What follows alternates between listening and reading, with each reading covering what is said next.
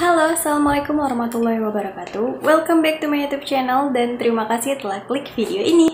Nah, di video kali ini aku akan membahas perihal sirene atau makhluk yang dikutuk menjadi sirene.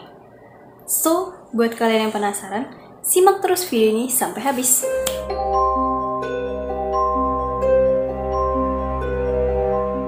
Jadi, sirene ini merupakan makhluk prognostik atau peramal yang mengetahui masa depan dan masa lalu, dan juga memiliki banyak kesamaan dengan Sphinx, yaitu makhluk mitologi Yunani yang berkepala manusia dan bertubuh singa. Menurut Ovid, yang merupakan penyair Romawi pada masa itu, sirene ini merupakan makhluk mitologi Yunani yang sebelumnya merupakan pelayan bagi Persephone yang merupakan anak dari Dewa Zeus dan Dewi Panen atau Demeter.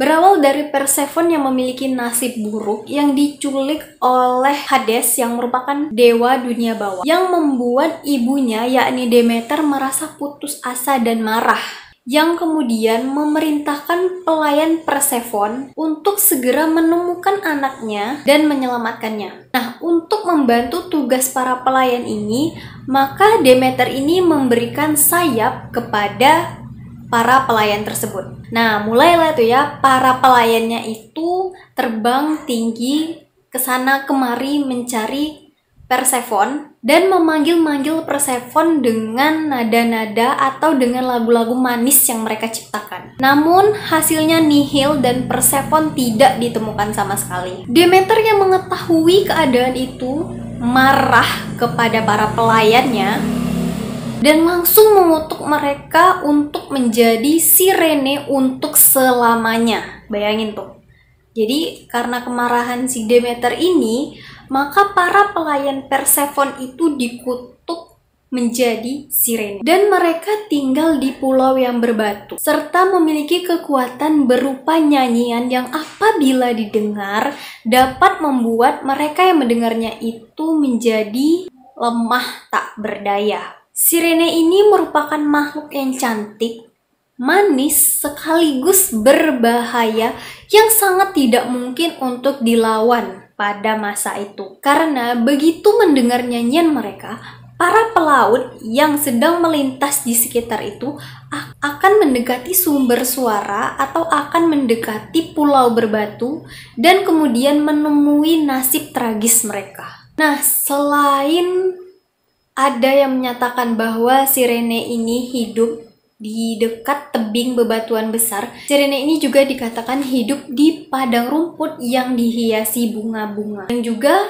dapat memainkan alat musik berupa harpa dan juga kecapi. Padang rumput pada zaman kuno tersebut disebut sebagai Anto Moesa, yang sekarang dikenal sebagai Punto del Faro, Sisilia. Jadi buat kalian yang penasaran, kalian bisa searching ya, Punto del Faro, Sisilia. Nah, menurut informasi, semua lokasi yang dianggap sebagai rumah sirene ini dikelilingi oleh tebing dan bebatuan yang sangat cocok untuk memikat para pelaut hingga tewas.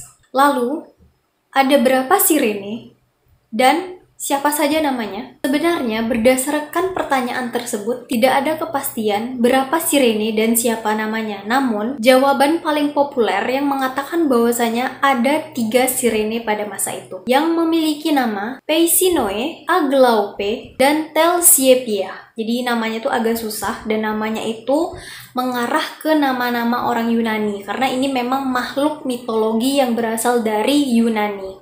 Dalam puisi epik Argonautica yang ditulis oleh Apollonius dari Rhodes pada awal abad ketiga sebelum Masehi, Jason diperingatkan oleh Chiron bahwa Orpheus yang merupakan musisi penyair pada saat itu, jadi ini tuh merupakan dewa, sangat dibutuhkan dalam perjalanan mereka. Jadi mereka itu mau pergi berlayar dan si Orpheus ini sangat dibutuhkan dalam perjalanan itu. Di sini dia berperan untuk memainkan kecapi agar suara dari sirene itu dapat diredam dan mereka bisa melewati si sirene itu sendiri. Di sini dikatakan hanya ada satu cara bagi seorang pelaut untuk melewati sirene tanpa cedera sedikit pun, dan itu terjadi dengan tidak mendengarkan si sirene ini bernyanyi. Nah, di sini atas saran si Circe, temannya yang lain, Odysseus memerintahkan setiap anggota krunya untuk mengisi telinganya sendiri dengan lilin lebah. Sedangkan Odysseus sendiri, dia memilih solusi yang jauh lebih ekstrem.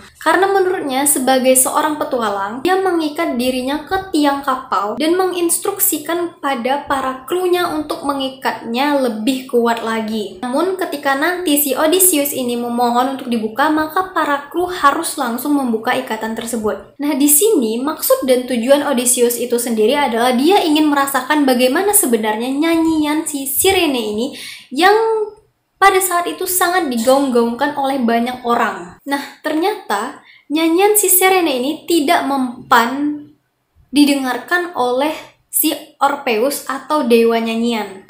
Tepat pada saat mereka mendengarkan nyanyian dari sirene ini, penyair dewa itu mengeluarkan kecapi dan mulai memetik sebuah lagu yang begitu keras dan indah sehingga lagu sirene itu tidak terdengar. Nah, sejujurnya nyanyian sirene itu 1 detik saja sudah dapat membuat orang yang mendengarnya itu menjadi terpikat. Dan di sini dikatakan bahwasanya salah satu dari kru kapal tersebut, ini Boethes of Athens, lompat ke laut dan mulai berenang ke arah si sirene. Untungnya si orang yang langsung terjun ke laut ini, dia langsung diselamatkan oleh Aphrodite yang kemudian menjadikannya sebagai kekasih dan akhirnya mereka memiliki keturunan bernama Eryx. Selanjutnya, kematian sirene. Ada 2 versi yang mengatakan kematian sirene. Yang pertama mengatakan bahwa menurut Gaius Julius Hyginus yang merupakan penulis Latin, sirene ini ditakdirkan untuk hidupnya sampai manusia yang mendengar lagu mereka dapat melewati mereka. Pada saat itu, setelah Odysseus lewat, sirene langsung menghempaskan tubuhnya ke laut dan tenggelam. Sedangkan cerita lainnya atau versi lainnya dikatakan bahwa Hera yang merupakan ratu para dewa membujuk para sirene ini untuk mengikuti kompetisi menyanyi melawan Muses. Nah, pada saat itu ternyata Muses lah yang memenangkan kompetisi dan kemudian mencabut seluruh bulu sirene dan dijadikan mahkota. Karena kalah dalam kompetisi, sirene ini pun merasa sedih hingga akhirnya mereka jatuh ke laut Aptera tanpa bulu, alias mereka tuh udah putih, udah nggak ada lagi bulunya dan mereka tuh jatuh ke laut. Nah, di sini dikatakan saat mereka jatuh tuh mereka membentuk pulau-pulau di teluk yang disebut Leukai, yang berarti putih. Jadi ketika mereka jatuh, aku nggak tahu apakah karena pulau-pulau, apakah sirene yang jatuh ini tuh banyak sehingga bisa membentuk pulau atau gimana kayak gitu. Cuman berdasarkan sumber yang aku dapat, mereka jatuh dan membentuk pulau-pulau dan itu pulaunya jadi warna putih karena bulu-bulu mereka itu sudah dicabut oleh Muses. Oke guys, mungkin itu aja video aku hari ini perihal sirene yang merupakan makhluk mitologi Yunani. Kalau misalkan kalian ngerasa masih ada yang kurang dari cerita aku, kalian boleh komen di kolom komentar. Nanti bakalan aku jawab. So, buat kalian yang baru datang di channel ini, jangan lupa like, komen, dan subscribe channel ini. Dan jangan lupa di-share ke seluruh sosial media yang kalian punya. Terima kasih. Dah!